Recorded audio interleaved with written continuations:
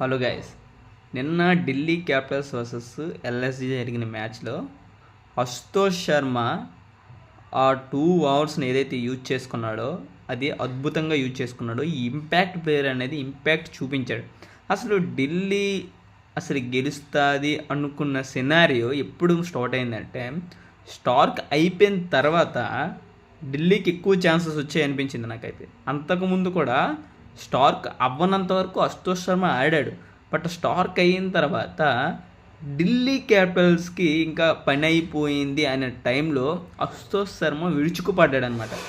ఆ విరుచుకుపడ్డం ఏదైతే ఉందో బిష్ణోయ్ ఓవర్లో కూడా రఫ్ ఆడించేశాడు. నాకు ఎల్ఎస్జీ చేసిన రిషబ్ పంత్ చేసిన మెయిన్ తప్పు ఏదైనా ఉందా అంటే అది రవి బిష్ణోయ్కే 19th ఓవర్ అంత గట్టిగా కొట్టినాడు. వరుసగా 2 6లు ఒక 4 అయితే కొట్టినాడు.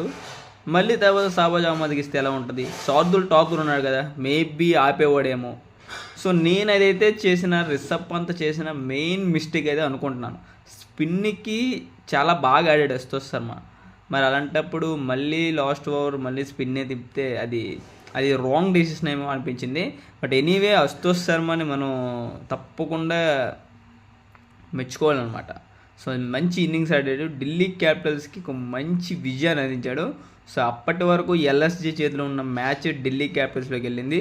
అయితే నేను కేఎల్ రాహుల్ లేకపోవడం ఒక చిన్న క్యాపిటల్స్కి. సో మరి మీకు ఏమనిపించింది? ఢిల్లీ క్యాపిటల్స్ గెలుస్తుంది అనుకున్నారా, ఎల్ఎస్జీ గెలుస్తుంది అనుకున్నారా? తప్పకుండా కామెంట్ అయితే చేయండి.